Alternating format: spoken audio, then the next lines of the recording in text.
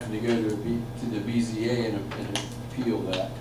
They could just, if they permitted in a B3, then those businesses that are out there would be permitted in B3 and wouldn't need the exception from the BZA. So it's strictly just to accommodate them? Well, it's to accommodate the use. It just looked like that's the way the land use is going. Well, what about over off of Baroshell? Are those not coming before you as well? I'm not familiar, Ron, with what. There apparently are some uses off of Baroshell that are more business than industrial. Almost all of them. Over by where the Honda shop is that what we're? Correct. There's a dollar there's a hairdresser.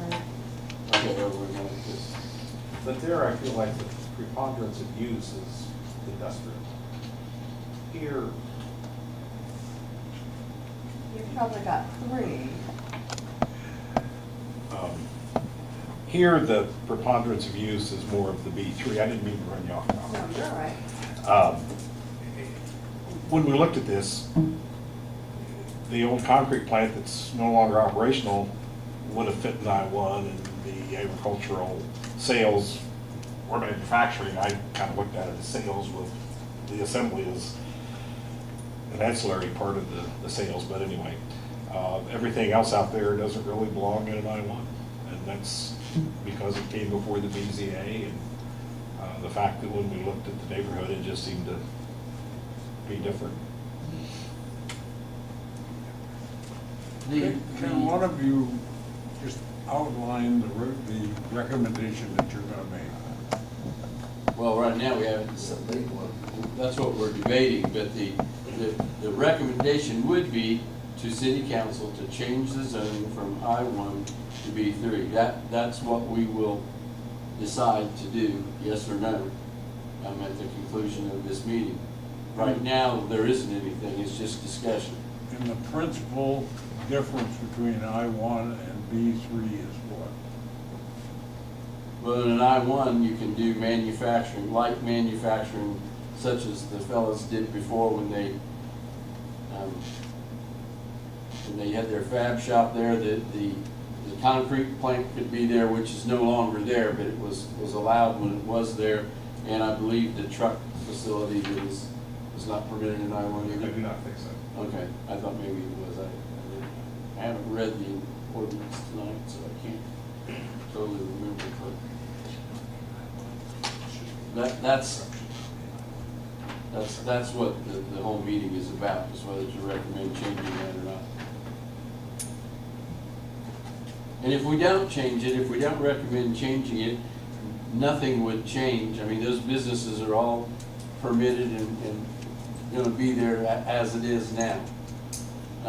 As far as your question about value of property, I could see where B3 might have more value actually than I-1. I'm not sure. More uses allowed in B3, which would tend to me. My thought would be that it would drive up the Well, if that would have been the case, I would have probably put up a different type of building. Well, I understand what you're saying. That's my biggest thing, is I put up a metal building, not a pole barn out there. And that's my biggest concern. I'm really not concerned about everybody else, and I'm just concerned that we did what we were supposed to. No, I understand. Now, we're getting hurt for it. Well, I don't think that was ever the intent, was to hurt anyone.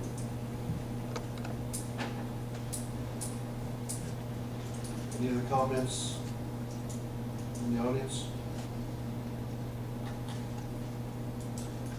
Any other questions, comments from board members?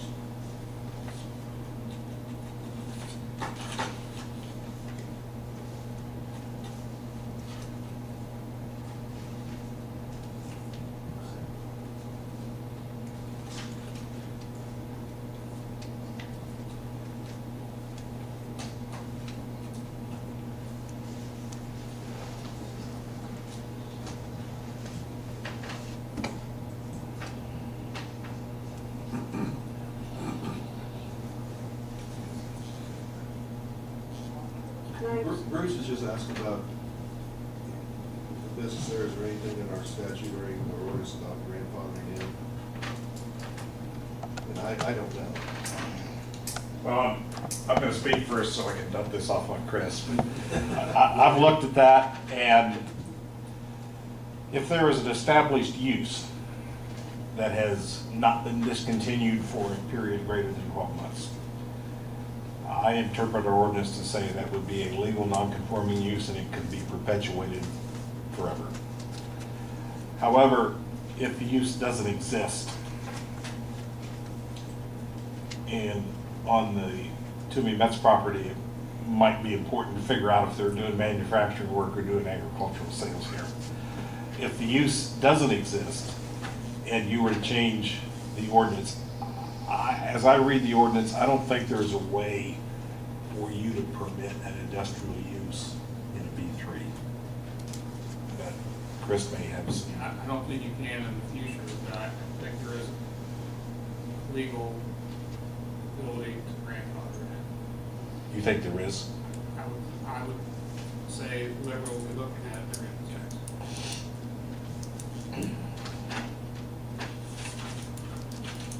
I guess I would rather we maybe table this one till we find out if we could do that or not.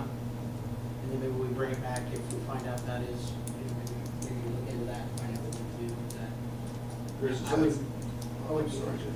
I was just saying, I wouldn't be comfortable moving forward if we couldn't do that.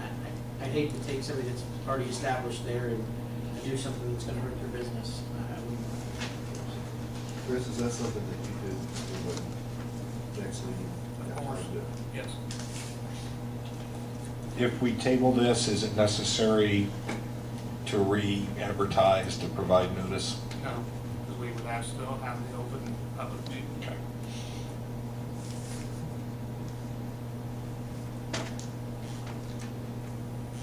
Any other comments from the audience? Yes, ma'am. Just real quick, the comment was made about the value. And actually, an I-1, I would imagine, I would have to do research, but I would think an I-1 would actually hold more value because somebody doing an I-1 construction there, as you see, like with their building, it's a lot more money than putting up a gymnastics building. So a business person doesn't usually have, they're looking for a cheaper parcel of ground to start their business, and their business isn't gonna generate as much money as an I-1 will generate. So your I-1s will spend more money for an I-1 ground than a B3. Just, I would have to do research, but that would make Well, I more would too, sense. but it just would seem to me there would be more demand, which would drive the price up, but I could be wrong. I've been wrong before. Well, and on that point, there's a lot of B3 around right now. There's a lot. I mean, Veterans Way, all out that way, there's a lot of that ground available as to where there's not a lot of I-1. So therefore, your supply and demand, Understand? yeah. Okay. Any other comments from the audience? Any comments, questions from board members?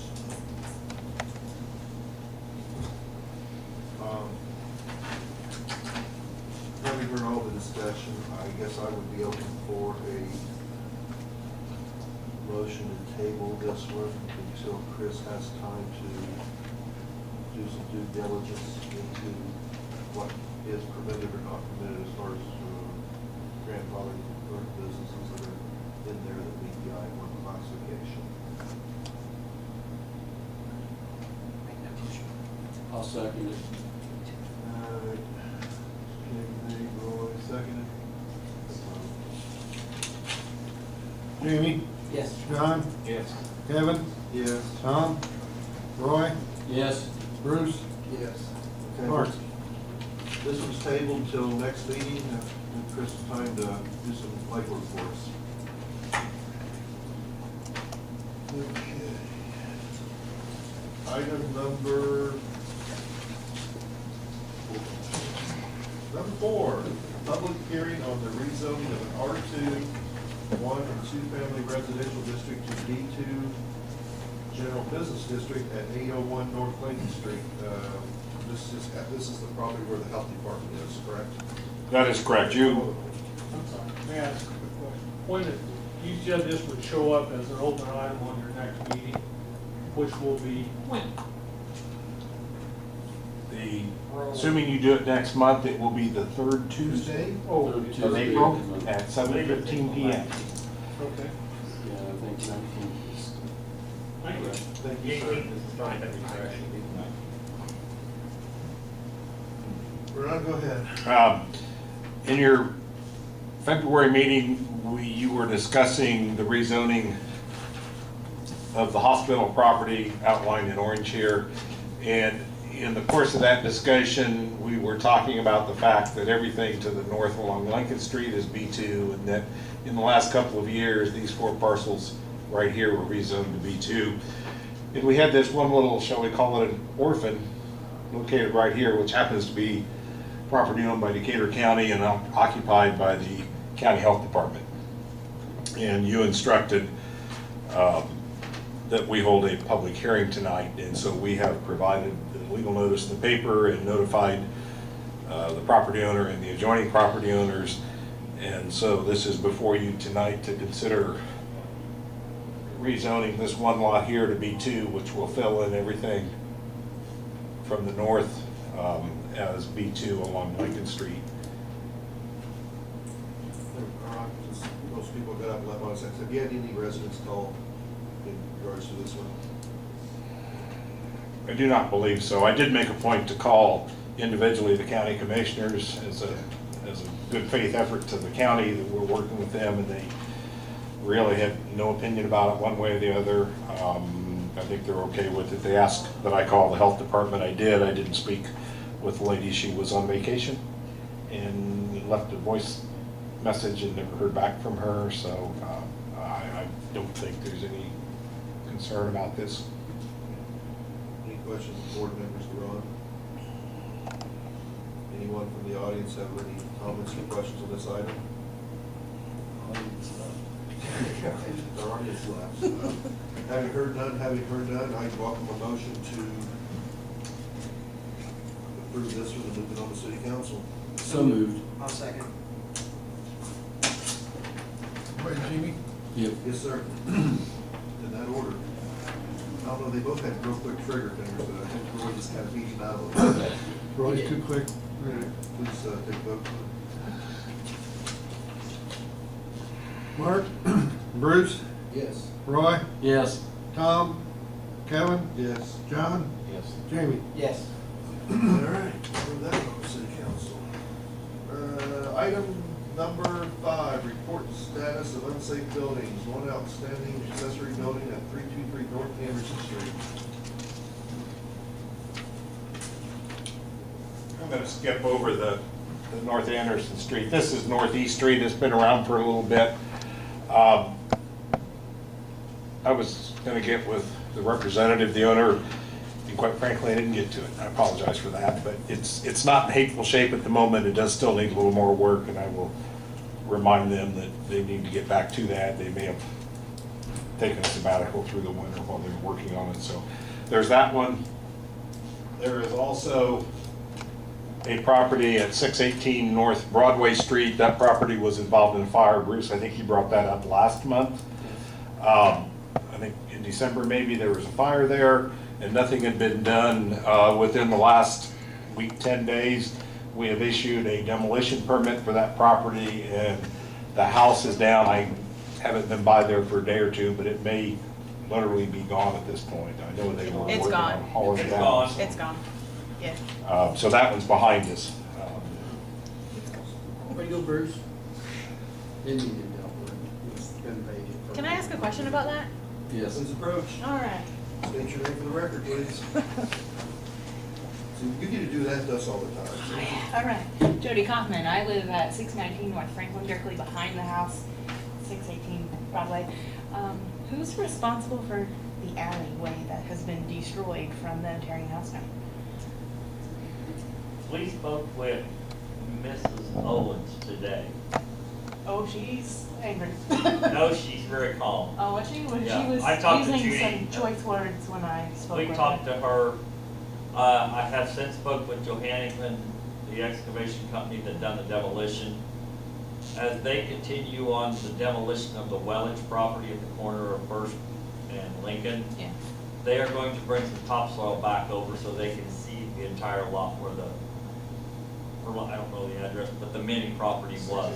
618, is that it? Yeah, 618. You want me to, is there a map? Different, yeah, you need to go forward 2 slides, I think. But anyhow, he is planning on bringing topsoil in, The other final, folder. final grading of the property where the house was tore down. And at that time, he will shape everything back up on the corner of the alley. And quite frankly, we need some dry weather before much construction. In other words, if he tries to go in there now with equipment, it won't be any better. So as he gets the drier, whether he gets the opportunity to bring the topsoil in on the mini property before he leaves for the last time, he has agreed to straighten the alley out. Is there any kind of like legal way to get them to make it drivable? 'Cause I park back there, I'm the only one that drives and parks back there. Everyone else has like paved ways. The type of gravel they've put down is killing my tires. I don't know what else to do. I'm glad you mentioned it today, because it's, and with the rain, it's all the water from that property is just pooled into my yard and under the house. By ordinance, alleys fall under the jurisdiction of the adjoining property owners as far as maintenance of stuff. We will grade it Yeah, if they request us to, that's not a problem. okay. The type of stone they can put down, It's like, they can put anything down they want. Yeah. I mean, we're great for heavy equipment right now, but for vehicles, it's not very doable. I don't Is know. this stone you're referring to, is that something that Johanneman put down? They laid it down right after the last day they had, yeah. They kind of put it on the back of their property and just threw the rest, and my part of, actually went into the yard and portions of the alley. So part of the yard is now gone and is become alley. This probably isn't business for the planning commission, we'd be happy to Right. discuss it with you, but maybe. Well, I just wondered, since it was there, where that fell, that's all. And actually, this group had nothing to do with demolition. Sure. I think it's taken care of by the property owners. I'm not for sure, but I do know the one on Lincoln Street, once it was demoed, the lot became the property of the insurance company. Because they paid the property owners for the loss. They demoed the house and they own the property at that point in time. Depend on the insurance company. And I don't know if that's standard, Chris could probably be more. And that's In fine. other words, if they pay them for a total loss, and they get the house, they get the lot, they get everything, and it becomes the property of the insurance company. So I would assume in this case, probably Johanneman might have even been contracted by the insurance company.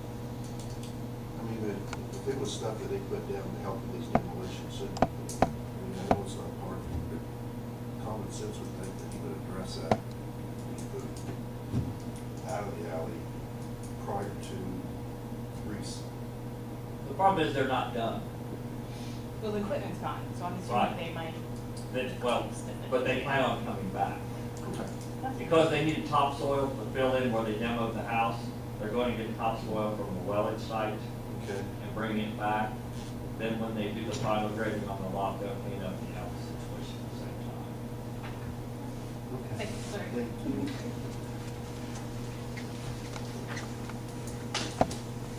Okay, so that was demolished. Yeah, so that one looks like it's going the right direction, except for The alley. having an awful wet period right here and heavy equipment, big trucks, it's not a good combination.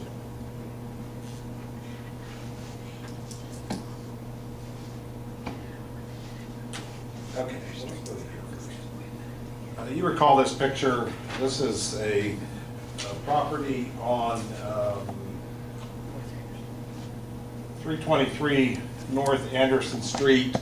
We discussed this last month under the unsafe building, and you instructed Chris and I to move forward with getting something done here. And to that end, Chris drafted, and I'm putting words in your mouth, so correct me, but Chris drafted and mailed a letter to the property owner, Mr. Terry Hogg.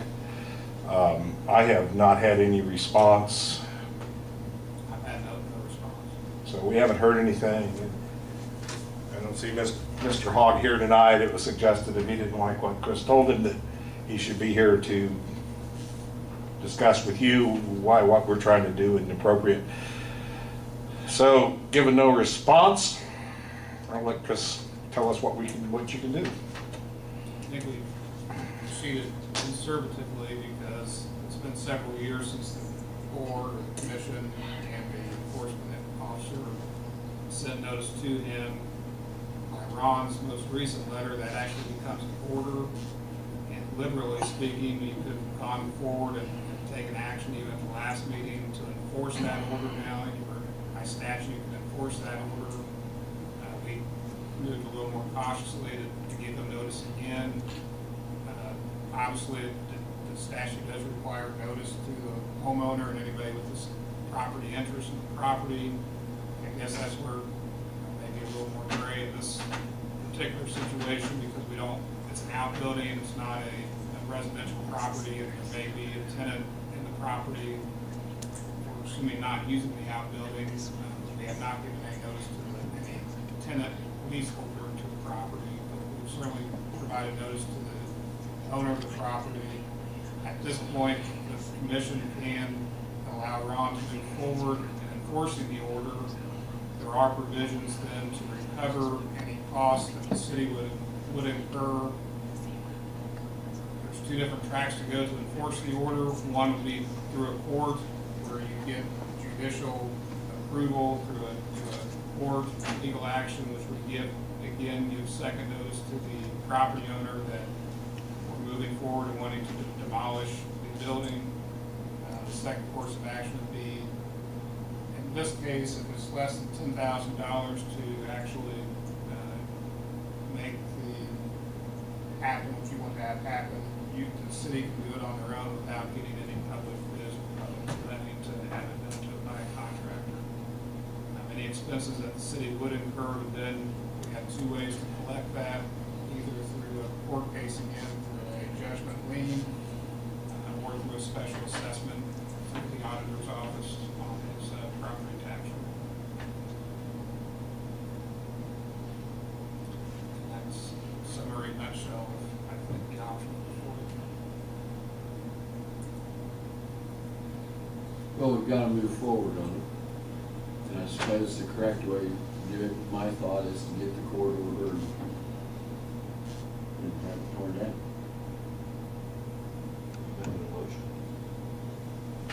Just a suggestion, I'll make it a motion if that's what you want. Well, we also we talked about setting up a fine for every day it's still there after a certain point. Should we go with that as well? Yeah, I'd like to do both. I'm in favor of that, I have no problem I with think, it. yeah, I'd address the fines. There's provisions in the ordinance and statute to allow or impose fines as well, which would again then be added as far as trying to collect that through a judgment lien or attack on the tax special assessment. So you will be able to hit those fines as well as the actual cost. Chris, perhaps you can, And that would be, again, whether you know better than I do as far as what's been done in the past. A lot of it looks like these situations that I'm familiar with, which aren't all of them, there have been the extra step of going to court to make sure that you get the judicial approval to have this done. That's It's what not we- necessary by statute. No, but that's what we've done in the Yeah. past. Okay. And I'd be in favor of pursuing that myself.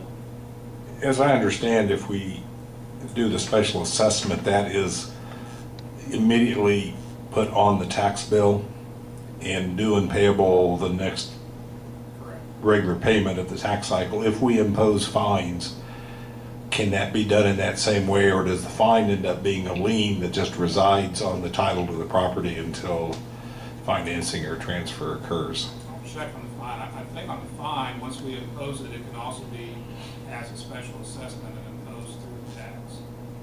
So within a year and a half, we should realize some income from that, or end up in another tax sale. Correct. I have a question. When we proceed forward with this, do we put this out for bid, and, for a contractor to demo it and request that they be bonded and insured and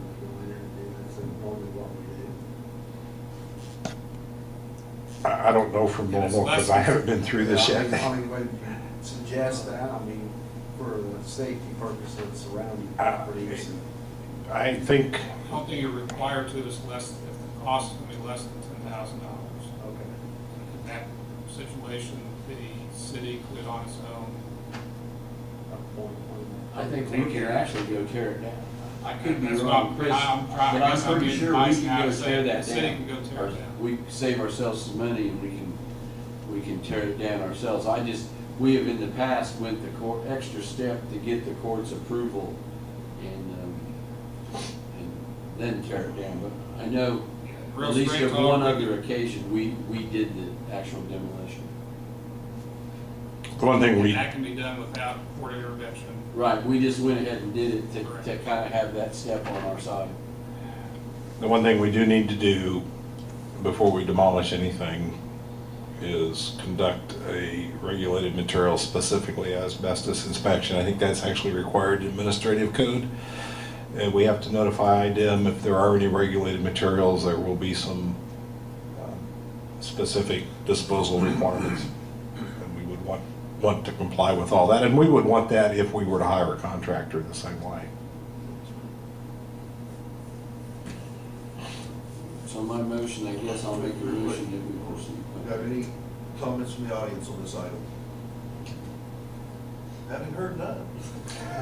Okay, now I'll make the motion that the city, that we proceed with going to court and imposing the fines as listed in the statute and the court order to tear the building down. Have a motion, do I have a second? I'll second. Any estimate, Chris, as to how long it would take to wend its way through the courts? We'll be able to file the petition or complaint certainly before the next meeting. There would be a time period when he would have to respond, so you're probably looking at the following meeting to have any sort of hearing. By statute, the courts are supposed to bust to the front of the line as far as getting to court hearings. So 60 to 90 days. I would think, yeah. Sorry. We have a motion, I got a second. Vote. Mark, Bruce, Yes. Roy, Yes. Tom, Kevin, Yes. John, Yes. Jamie. Yes. Get another one? Do not. I was going to tell you that we have no business that has yet come before you for your April meeting, but Now we have, now we have business, so it looks like we'll be back next month to take up the question of West Commerce Part B or 5 and anything else that might come along in the next week or 10 days. Are there any other items of interest from planning commission members? I'd like to bring up, I'm glad we're doing this, and it took too many years to get on this procedure, now we have to follow it continuously. I agree. We have put this off too many times. That's all I have to say. Thank you, John. Any others? All right, I'm looking for a motion to adjourn. We're done, gentlemen.